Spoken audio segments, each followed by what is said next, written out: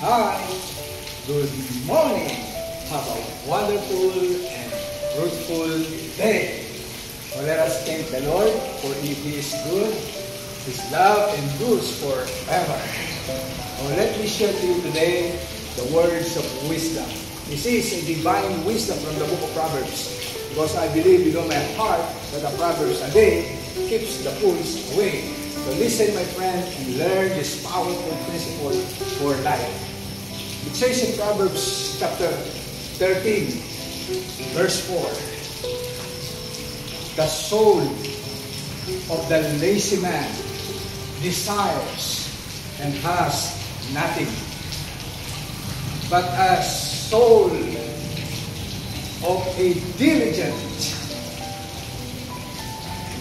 shall make rich. My friend, learn the value of diligence. What is diligence? Diligence means doing one's work or assignment continually or steadily despite of many difficulties. That's diligence. My friend, develop that value of hard work and discipline with perseverance because you want to reach your goal or your dream.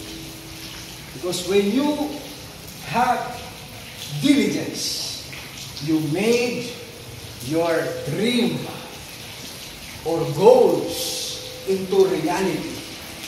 So my friend, I encourage you and challenge you to develop that character of diligence. In Tagalog, pagsisikap. That's very important value. So I declare to everyone, just a reminder, I declare shalom, shalom, peace and grace be multiplied to everyone. God bless you more.